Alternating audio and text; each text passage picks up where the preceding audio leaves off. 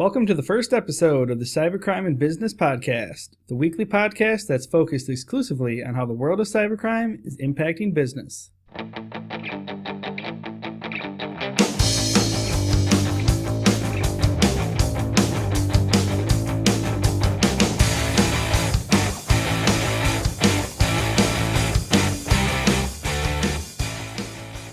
This episode is brought to you by SurfWatch Labs. SurfWatch Labs delivers cyber risk intelligence solutions that help organizations understand the potential for cyber attacks, determine the impact to their business, and proactively address threats head-on. Hello, today is November 14th, 2014. I am Jeff Peters, the HackSurfer editor. I'm here with Matt Lichtfuss, a HackSurfer writer, and Michael Thell, SurfWatch Labs data analyst. And a little bit later, at the end of the podcast, we'll be playing an interview with Brian Foster. He's the CTO of Damballa, and we talked about the Backoff malware and all the recent point-of-sale breaches that are in the news. I guess to get us kicked off, Matt, you're sort of a writer for HackSurfer, and you write a lot of stories. I'm just kind of curious. I imagine Home Depot is probably sort of the big story this week with the news of all their email addresses being stolen. Is that what you found? Yeah, when we were taking a look, when we were going through some data, we came up with some of the top discussed cybercrimes for the weekend. As a lot of our readers and viewers know, Home Depot has kind of been discussed, a lot recently since their breach. And they had a new development. On top of the 56 million credit cards that were stolen, they discovered that 53 million email addresses were also compromised. So it's kind of like the reach of this breach is not done, unfortunately, and the company has warned their customers to watch out for phishing scams as part of the problem with these emails being compromised. So that's the new development with Home Depot this week. Yeah, and I guess what stood out to me when I was reading all the news stories, and I actually did a couple interviews and wrote a little bit about it, was just how much the Home Depot breach is pretty much identical to the Target breach in so many ways. With the Target breach, it was, 40 million credit cards. And then a little bit later, we found out that it was also all the personal information that was stolen. And then a little bit later, when we learned about how the breach happened, it was stolen credentials from a third-party vendor. And it's pretty much the exact same story here with the Home Depot breach. We have a lot of credit cards that were stolen, and then we found out about all the email addresses this week. And then it was the same way that the hackers got into the system was third-party credentials that were compromised. So I thought this kind of interesting in that, we see all these retail breaches and they seem to play out the exact same way again and again and again. And that's something that one of the people we were speaking to, we had a supply chain webinar a couple weeks ago, and Wayne Wheelis of Release to Innovations, he basically said that, despite all these retail breaches, it's pretty much that the cyber criminals are using the exact same playbook, the exact same play again and again and again. They get in through a third-party vendor, they steal all the personal information, they steal all the financial information. So obviously there's new malware out there, but it seems like the criminals are kind of sticking to just they found something that works and they keep doing it again and again. And if I could add, just in the discussion of the overall effects of this breach, while credit card numbers are important, for obvious reasons, the email addresses could be even more important, given that these lists of these 53 million email addresses could be, as they said, used in phishing scams. But the overall indirect effects of the theft of these email addresses could be boundless, given that criminals could develop botnets that are used in DDoS attacks, or botnets could be also used in stealing other credit cards. So to a certain extent, these email addresses could be even more valuable than the credit cards in the longer term. Yeah, and in terms of, sort of that supply chain and, other people kind of getting damaged like you're talking about with phishing, I think one thing that, at least I know I don't think about it much, and I think in a lot of the stories it's not really covered as well, is just, people focus on Home Depot and, is their stock price getting affected or anything like that. But actually, there's one story I saw this week. It said that credit unions have spent $60 million on the Home Depot breach. I think they had 7.2 million of the stolen cards were credit union cards. And I think it was a price of $8.02 per card, basically, that they're paying for fraud and all the related expenses. So basically, when a big, huge breach like this happens, it's affecting all the credit unions. I also read an article about all the small businesses that are being affected. I think it was LexisNexis. They published a survey which said in 2013 that the average merchant loses 0.68% of their annual income to fraud. And the merchant has to pay around $3.08 on each dollar to replace the losses, penalties, and chargeback fees with fraudulent charges and stuff. So I just think it's important to realize that, I think that's one aspect that a lot of the stories miss and a lot of the media misses is just, how wide-ranging, the effects of a breach can be. So Matt, was there any other stories besides Home Depot that stood out to you this week? Yeah, there were. The next one, Apple Incorporated, was the number 2 most discussed target this week, and Apple, as we all know, and I'm sure a lot of readers know, it has been in the news a lot. Number 1, Apple is probably viewed as top of the line tech-wise.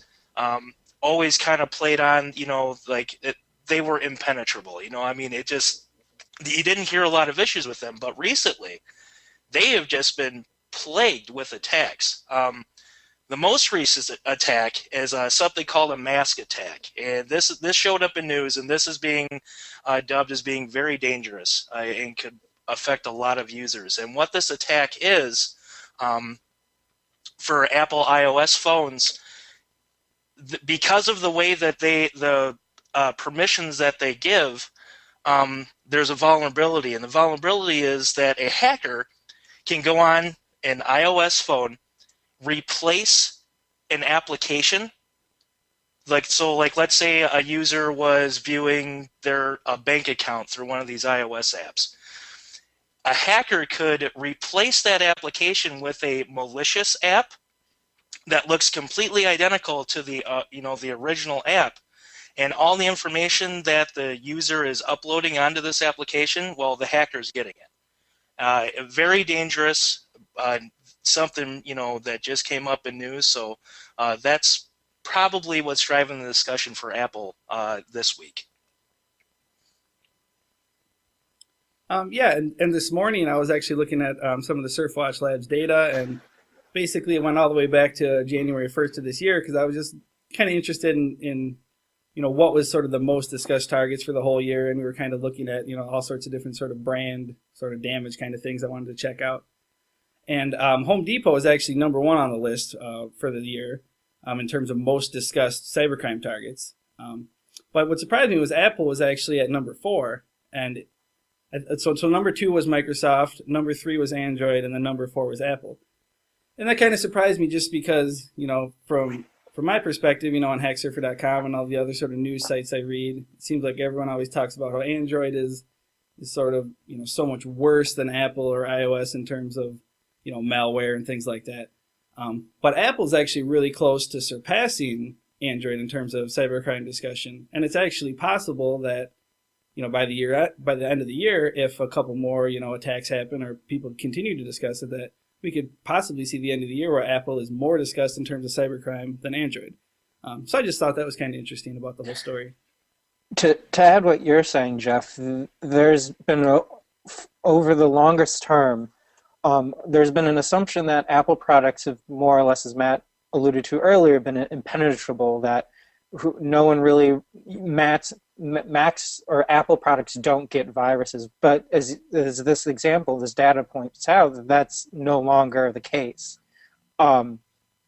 Therefore, consumers especially, since consumers use these products, really need to have some sort of endpoint security solutions on their Apple computers. I personally use Apple products and have, I have my own virus scans and everything on here, but that'd be something that'd be highly recommended because it's no longer the case.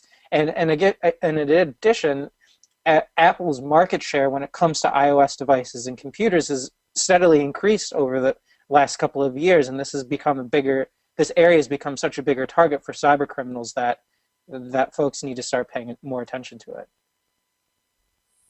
Matt, I think weren't you working on a story as well, talking about how Apple was at an all-time high for stock prices?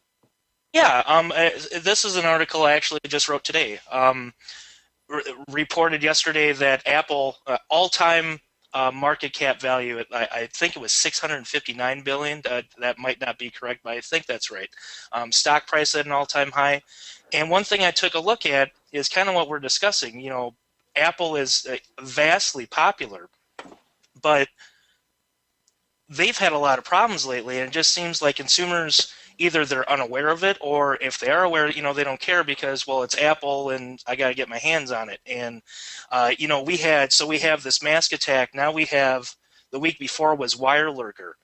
We've had another problem that was called Ad Thief that stole ads. It was like an ad stealing program that hackers are putting up there. So, and then of course we have the celebrity nude photos, or the fappening, or whatever else it was being called. So there's been a lot going on with Apple this year. Yeah, I know there was a couple other popular stories that sort of came out this week. One of them was, I think, the USPS. I actually didn't really follow this story very closely. I just haven't had a chance to read much about it. So I don't know, did you get a chance, Matt, to sort of read a little bit about that, and you can maybe tell us, you know, what happened there? Yeah, and this was another article that I wrote earlier this week. United States Postal Service had a breach. It affected 800,000 of their employees' data. So 800,000 employees had their data compromised. On top of that, anyone, so this was even someone like myself potentially, anyone who contacted the United States Postal Service Customer Care Center between January and August via email or telephone, potentially the information given through that was also compromised. There's been a little speculation. People are saying, you know, I've seen a couple reports claiming that the Chinese were involved in the hack. I personally haven't seen anything to substantiate that, but I think, as we both know, it's really hard to point who would, you know, who's actually behind a hack. I mean, if it was that easy, I think we would get a lot of these people out of the way, but that might be a tall order. So that's what's going on with the United States Postal Service.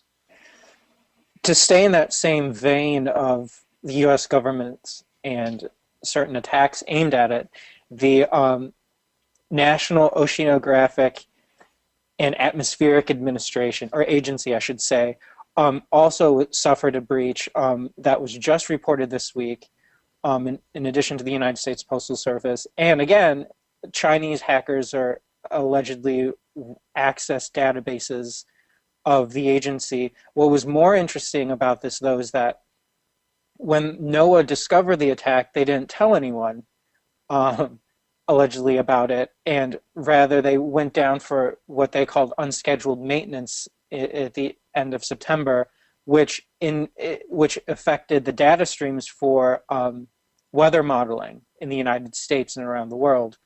But not only is that a big part of the story, but the reporting and not telling the proper officials is really what's gotten no one in trouble. But again, the information that Chinese hackers were allegedly were responsible for the attack came from a congressman or a third-party source, and there has not been any sort of evidence linking the Chinese to this attack. Yeah, in terms of just sort of the government sector, this morning when I was playing around with the data as well, I noticed that in terms of, you know, sort of distinct, you know, industry targets, you know, like companies or entities that are attacked, healthcare had, you know, sort of by far the most, but number two is actually the government sector. So, I mean, obviously there's a lot of potential targets. You know, you got local governments, state governments, federal governments, you know, around the world. So there's a lot of potential targets, but I thought that was interesting just in terms of, you know, just the number of attacks that have sort of happened against government targets. Yeah, so that was sort of the third, I guess, biggest story of the week. You know, we had Home Depot, we have Apple, we have the United States Postal Service. Is there anything else out there, Matt, that you found? Now, in terms of what's being heavily discussed, after the top three there, those are the big dogs, and then there was a wide conglomeration of, you know, multiple areas being discussed. So instead of trying to point out, you know, which one was 1/100th of a decimal point more discussed, I decided to pick two topics that I found interesting, I think are pretty big news that people should be aware of. Number 4 is a malware called BadUSB. Now, this is something that I had never heard of. I obviously joined HackSurfer in September, and this, from what I'm understanding, this really kind of came to light during the summertime. But when I started reading this, wow, I mean, this is a pretty big potential threat. BadUSB, like I said, is a malware that specifically targets USB devices. And the problem, over the summer, they said that this flaw was unpatchable. There was nothing that could be done. So imagine that. I mean, if you have malware on a USB, okay, you can't fix it. Well, now what do you do? Recently, why it's back in news is because it was discovered that about half of devices are actually vulnerable to the flaw. But there's no way to test to see if your device is vulnerable. So according to the articles I read, you have to kind of test it yourself and, pray, I guess. And as of right now, there is not a list of what USB devices are vulnerable versus not. So kind of big news that I see. And what I read about it was that it's more that there's really no way of knowing like what's in your USB device, because a lot of these devices are made, they switch out, based on, whoever's got the lowest cost for what they actually put in there in terms of the chips and the technology. And, like if you go into Walmart and you buy a laptop or you go into Best Buy, it's clearly labeled what chips in there, what technology is in there.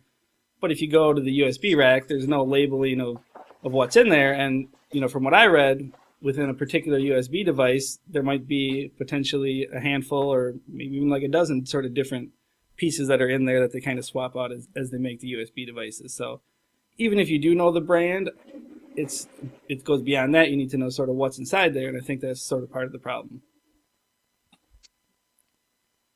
So you mentioned that there was another topic besides the BadUSB. What was sort of the fifth one that we can kind of close out discussing? Yeah, and this was, I found this interesting, maybe, partly because it was my favorite pizza place growing up, but Pizza Hut in, Australian Pizza Huts, I should say, to be more specific. In Australia this week, 60 Australian Pizza Hut stores were breached through a very common way that these retail stores are being breached through point-of-sale systems and terminals. This particular malware is the Zero Access Rootkit, which showed up on the scene back in 2011. That was the vector for the attack. It's important to point out that Microsoft, in December of last year, they led this big operation to try to get rid of this, but apparently were unsuccessful totally because it did show up in Australia, and that is what affected these Pizza Huts. And just in terms of point of sale breaches, kind of we got the Home Depot breach and Pizza Hut, and there's so many other ones, Dairy Queen, Orange Julius, Kmart, Jimmy John's. There's been so many recently. And when I was, looking at writing a story about the Home Depot breach, I actually went back and looked at the 2014 Verizon data breach investigations report. And there was an interesting thing in there which I saw, which said in 99% of all the retail breaches, the breach was actually discovered by like an outside source, like a law enforcement agency or, like a bank's fraud detection service or whatever. So it's kind of shocking that, despite the fact that we've seen so many retail breaches, basically 0% practically of the breaches are actually getting discovered, by the actual companies themselves. Pretty much the only reason that they're getting discovered is because the criminals are then taking the card numbers and going and making fraudulent purchases, and then that kind of, wakes everyone up to the problem. So that's one of the questions I actually asked Brian Foster, the CTO of Damballa, and, we'll play that interview here in a second, and you can kind of get his opinion on there. But I just thought that was an interesting aspect of this. And to add, retailers are also frustrated by what's going on. And recently, it came out that retailers sent a letter to Congress, congressional leaders specifically, asking for federal data protection legislation. Currently, 47 states in the District of Columbia currently have data breach notification laws on the book. The problem is that each law or each rule in each jurisdiction has different notification rules, and one bigger thing is have different definitions of what personal information it means. So it could be social security numbers, it could be names and addresses, it could that type of information differs based off of the data notification law. So will Congress act to do this? Time will only tell. Time will only tell. Yeah, I know there's a lot of people sort of wanting it to happen, but just with I don't know, the way people view Congress, and I guess myself included, I'm a little skeptical. Yeah, and before we move on from this, another thing, and Jeff, you were kind of talking about it, and I think, with all of us, we see it because we're in the cybersecurity, spectrum.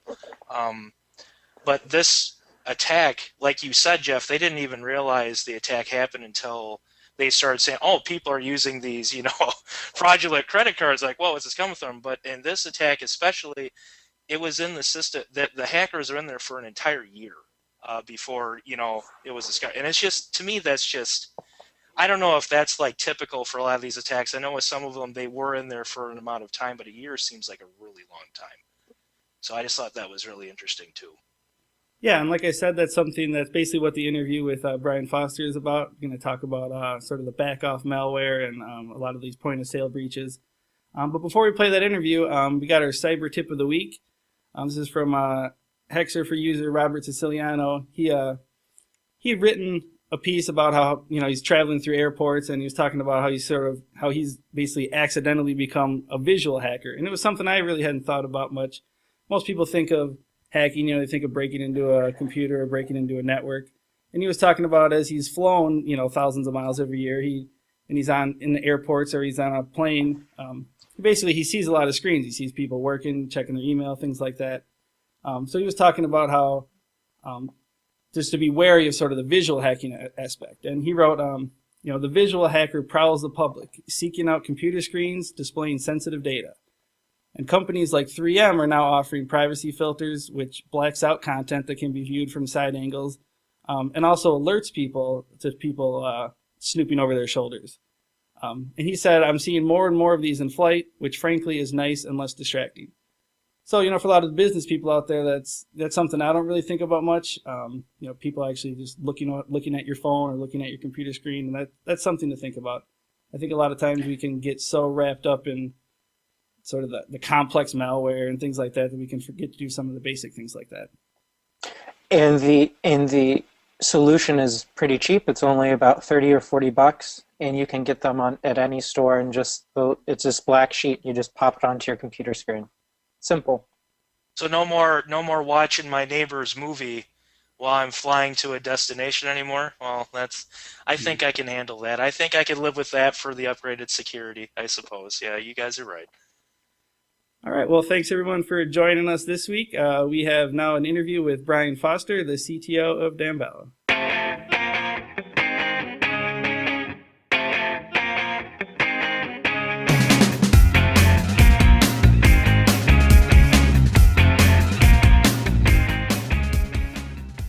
I guess the first thing on my mind is there's just an insane number of retail breaches. I mean, at least that's sort of my perception. I don't know if you really agree with that. It just seems like this year has it seems like every week there's a new one coming out.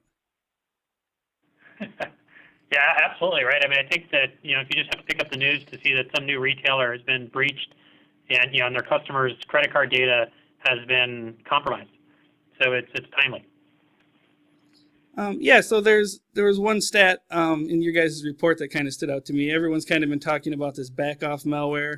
I think it was a couple months back, the Secret Service said up to 1,000 businesses might have been infected by it. And in your report, it said, I believe there's a 57% increase from August to September.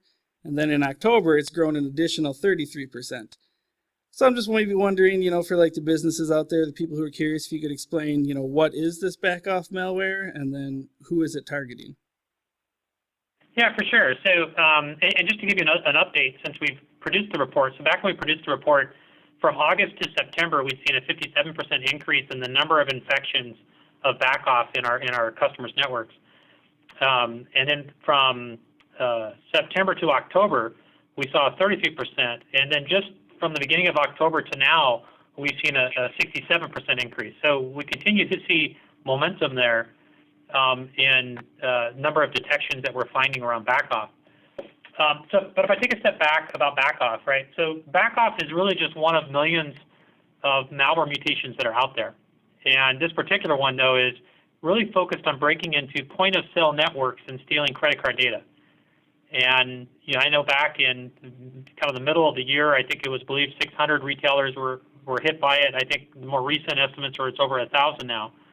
But as I said, it's primarily focused on getting into an environment, point-of-sale devices, and being in the loop on when they swipe their credit cards, gathering that credit card information so that people can take that credit card information and go create fake credit cards that they can use fraudulently in other places. Yeah, and you mentioned that it's been increasing a lot. I'm wondering if that's like new infections, if this Backoff malware is actively infecting new people, or if it's just that it's being discovered more and detected more, and now these businesses who've been infected for the last 6 months are now finally discovering it. Well, in our networks, these are typically new infections, or in a lot of cases, new customers. So, it's to clarify for Damballa what Damballa does, we sit into people's networks and we look for these active infections and we find them. And so certainly as we get new customers, new retail customers, you can see that increase is just related to that. We do find, and I think we mentioned this in that state of infections report, that customers that actively triage these infections and remove them and so forth typically have a lower reinfection rate, if you will. So a lot of this, in my opinion, based on how I look at the data, is that these are new infections, and it's to be expected. We're entering the busiest time of the year for retail, and this is when they want to get into every retailer basically is going to have a time of the year where they lock down their IT systems for the holidays, and every hacker's dream is to be part of the image that gets locked down because they know they're there for a couple months, right? Mm-hmm. And so everybody's racing to get it, and get out there on those machines and start gathering credit card data. Yeah, and you said it's to be expected. I'm just wondering why this malware, or just point of sale malware in general, is booming so much, and it seems to be working so well. Or maybe that's just my perception. Maybe I'm wrong on that. Yeah. I mean, is there any sort of reason you think why it's infecting so many businesses? Yeah, I think a lot of it is there's a couple of things it's complicated. There's a lot of things, of course, are related to it, but there's a couple of things that I pick on that are important to me. For a lot of retailers, especially companies that are smaller in size, they actually have a third party that they rely on that owns these machines and maintains these machines. And so it's kind of like a supply chain for this retailer in a way, and that they rely on them to maintain and own the system that transacts these credit cards and whatnot. And so even though it's mom and pop's flower shop, the point of sale devices in there are actually owned by a third party, maintained by a third party. And so a lot of the smaller businesses, don't feel like they own those devices to know what's securing their information. And I think part of what needs to happen is we talk about this. I do think that you need to hold your third party accountable for the security of these devices if you have a third party that manages and places these in your stores. But the other issue, and this has come out a lot in the press, is the amount of security that people are relying on to protect these devices and the information in them. And I come from, just a quick background, I spent 21 years at Symantec and 5 at McAfee, and so I spent a lot of time building antivirus solutions, and I can just tell you plain of fact that it's too easy for the malware writers, the threat actors, to tweak the malware so that your typical antivirus software can't detect it.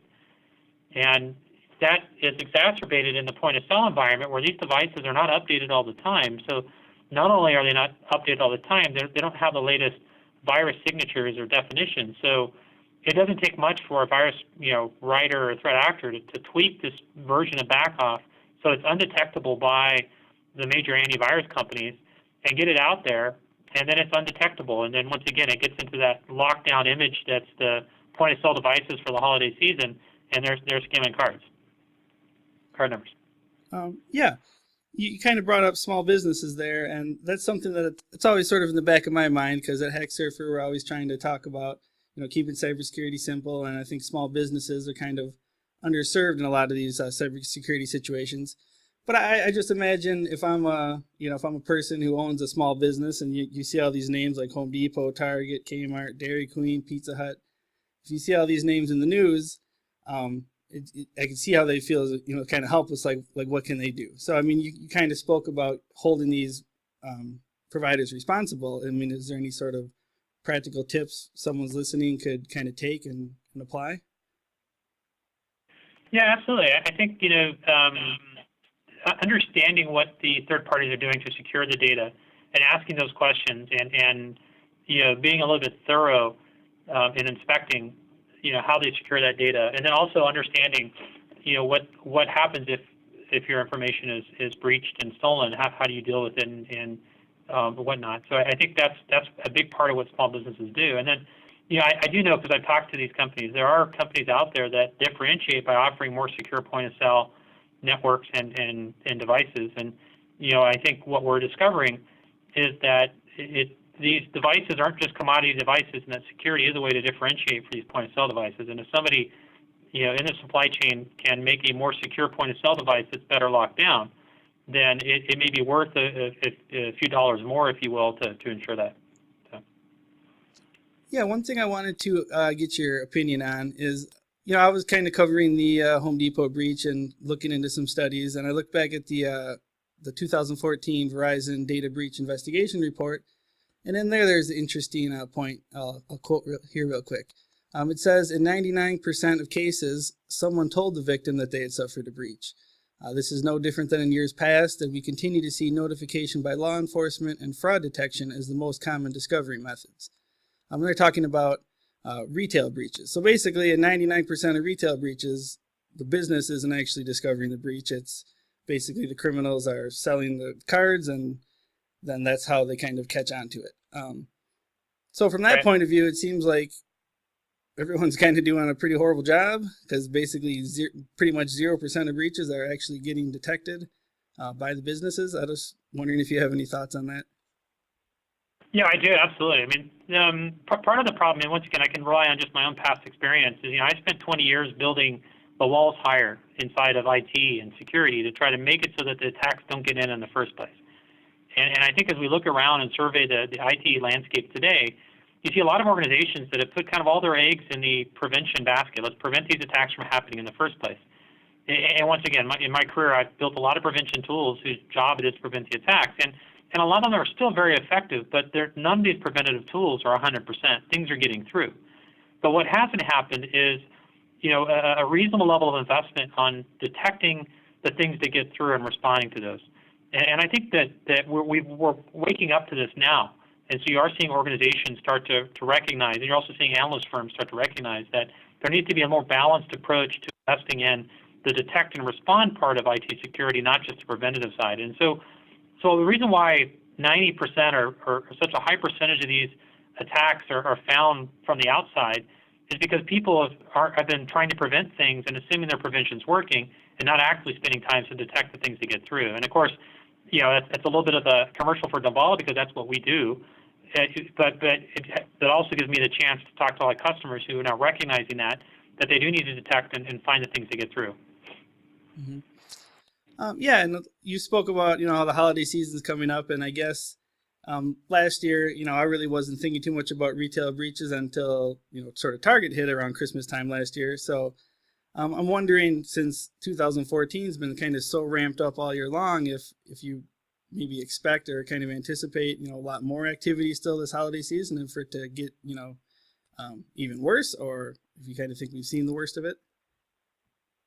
No, I mean, I'm not quite ready for my 2015 predictions, but I would be willing to predict that, there'll be some retail outlets that'll make the news this fall and winter with breaches. I think one of the things that I think is probably frustrating for all of us is that, it was over a year ago that Target was breached, and then 10 months later, Home Depot's breached, right? And so how quickly and realizing that there's a challenge in IT security to move things fast, especially with these point-of-sale devices, but how quickly can retail move to provide better security on these devices so they don't get breached?